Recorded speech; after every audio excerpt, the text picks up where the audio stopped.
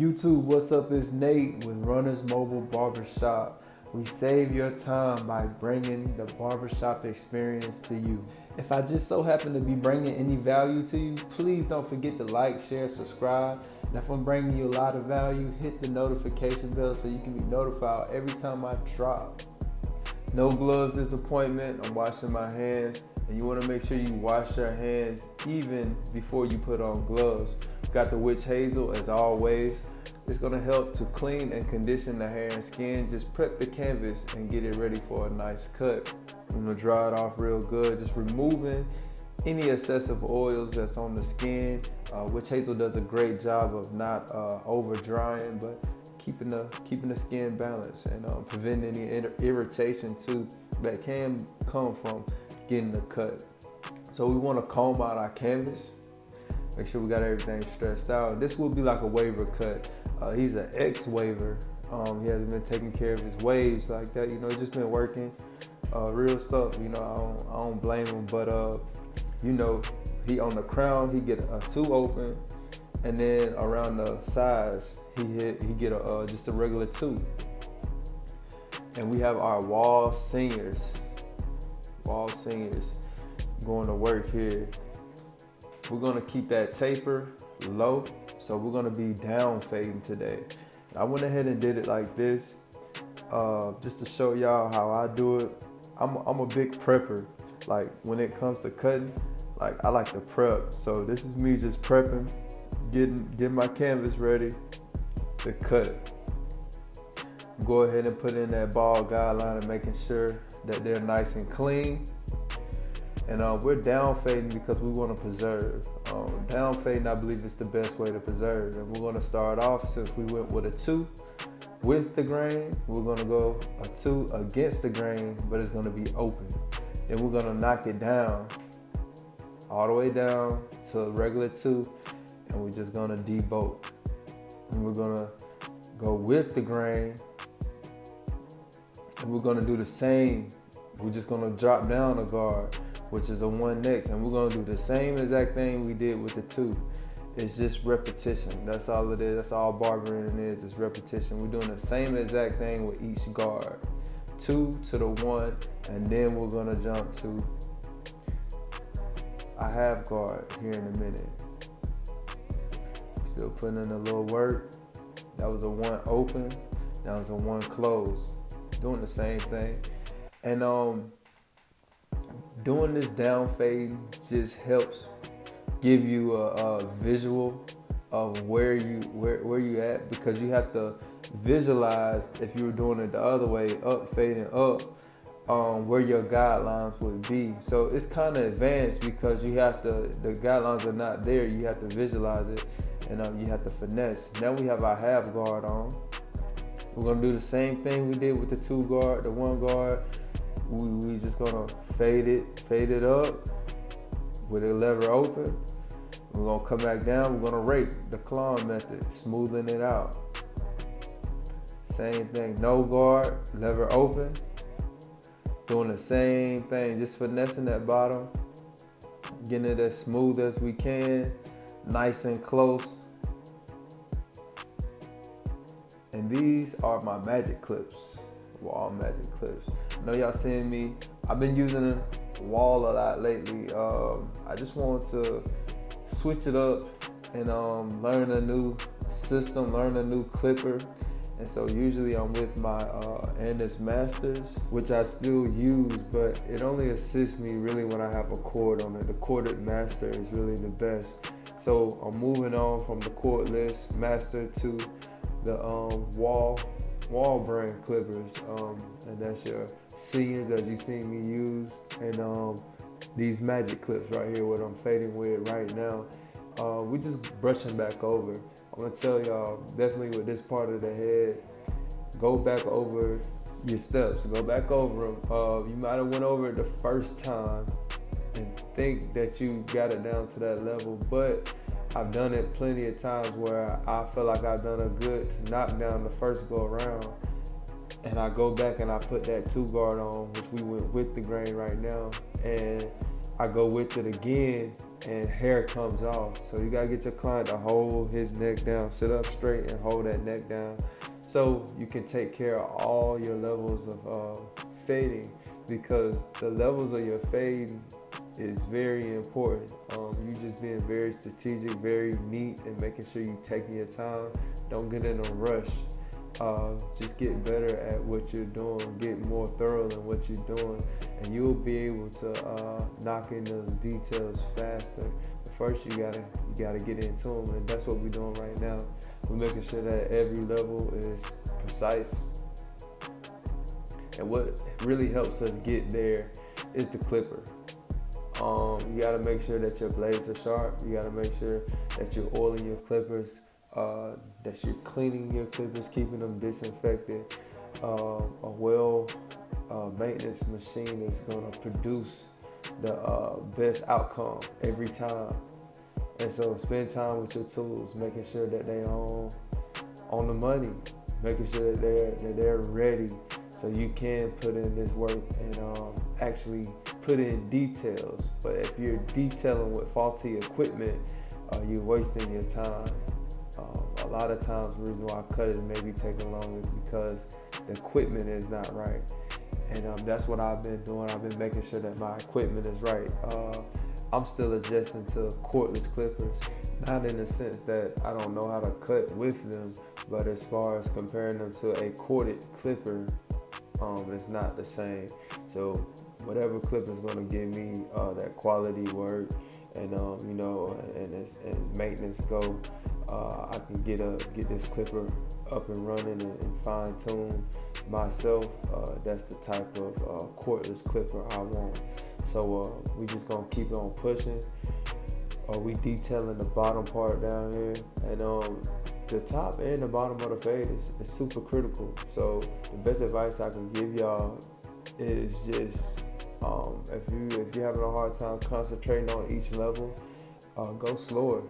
Like literally take your time to put it in and watch it. So it just takes patience, so just be patient with yourself. Make sure that you're entering every cut with the right mind, so you can complete every cut to full satisfaction. Detailing section, but just let y'all watch, and it's the same steps all the way through.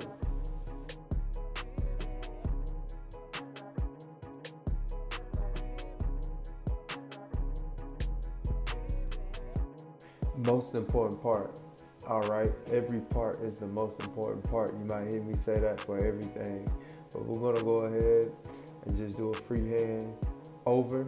We're combing while we're doing it, just taking our time, watching. You gotta make sure that you set that back part, flat part of the blade on the top of the head, and then just tilt at an angle to where you're barely trimming over the hair. You don't want to go in nose first with the blade, definitely with the lever closed. You don't want to go into it like that. Then we're just taking on one close, and we're just knocking down that hair around the line, so we can have longer lasting, more standout lines than if we would have it thicker in the lineup area. And just barely hover over the front line. Don't place your clippers all the way down. So just kind of rake it. Here we go. We have our FX3s, and we're just gonna tap in that line. Again, your clippers, the liners being sharpened, your blades being oiled, well taken care of, clean and lubricated, and properly zero gapped, which takes some time. You gotta play with it depending on which clipper you have. And so just take your time, figure out your clipper. And these FX3s, it took me a minute to get them like this, but they on point. And most of the time that I've learned with these corded clippers, you have to, even when you have had corded clippers, it was a break-in time with that blade. But that break-in time didn't take so long with a corded clipper because of the power. And so it may take you a minute to break your blade in, but spend some time with some blades and watch how much they start to get right after you broke them in a little bit and kept adjusting them, spent some time with it. That's what it takes. That's how you get them ones. We're going around, the ears still just gentle, and I got it sped up. So imagine how slow that I'm really going. I'm taking my time. The best thing you can do with a line is, first, I always say a sloppy copy. Just get you something. Don't try to press in a hard line from the jump. But once you hit that furthest hair to make a solid line, after you get your foundation, that's when you do what I'm doing now. And that's just pick at it like you're picking at a fade. Just pick at that line. Turn your clippers in different ways. That's how you figure out how they hit. But you just want to make sure that you're not taking that line back, that you're pressing it and you're pushing on it. That's what makes a line solid. That's how you enhance without enhancing. But you want to make sure that your clippers are right, not biting, in order to get on that line and press the smallest hairs and make sure that you're not pushing anybody back. Like I said, get you something. Make a sloppy copy first, and that's what I do every time to ensure maximum just preserving. Preservation? There we go. So we're going in with those vertical bars first. We just preserving. We tapping in at it. Starting from the middle, going to whatever side pulls you the most, and you just work from there. You fine tuning. You just fine tuning from here. Once you get that line, and a pushback can come from your clippers not being on point because you're trying to cut. You're trying to make them do what they're not ready to do. So it takes a whole lot of hair. It takes a thick amount of hair for you to actually see a line. When your clippers are right and you just tap, boom, and it brings up a line, the more likely you are just to put in a nice, tight, sharp line without pushing back. We got that razor 45-degree angle. We got a 1, 2, 3 count. 1, 2, 3, 1, 2, 3. As far as strokes goes, and start over and reset. So take your time. I don't count anymore, but that's how I got my rhythm with the razor. Going in with my liners, my FX3s again, because after you do a razor, hairs fall over. And so you want to continue to brush or comb to bring those hairs down. It's detailing. That's all this is. Get a sloppy copy, and then you just barely touch. We don't push back. We just ride the line. Press the line, and continue to use your corners. Yup. Put that liner to work. Put that liner, the full blade to work, and bring that line out. Just be precise and focus on what you're doing. Mind clear when you're in these cuts. The better they come out. The more focused you are, the better. So just take your time. You're not on anybody else's clock. We're on the facial hair, and he wanted the shadow. Wanted to bring the chin strap down a little bit, and but his facial hair has came a long way. He's been growing it for a while now, but the best beard is the beard that's just left alone.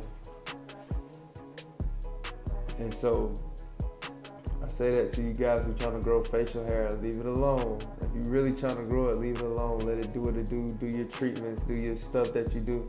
Leave it alone. You don't really want to put a line on it all the time when you're in that stage of trying to let it fill out. But we're going to take this one down. The face is a sensitive area. Another reason why you want to make sure that your clippers are ready to go, because you don't want to be trying to dig your clippers into somebody's face or snagging hair, in which it happens sometimes, but that's just for you to recognize and notice when your clippers dry. Is it time for you to change your blade? They're snagged in. So just understanding the type of service that you're giving, that you need everything to be on point to prevent those things from happening. So we're fading the top part down just like we did the temp on the side. Just bringing everything down real smooth. Nothing too advanced, just real simple. Brought the mustache down with the lever open. I'm finna just get ready to put a razor line on. Simple as that. 45-degree angle. I'm gonna let y'all just watch. Just watch.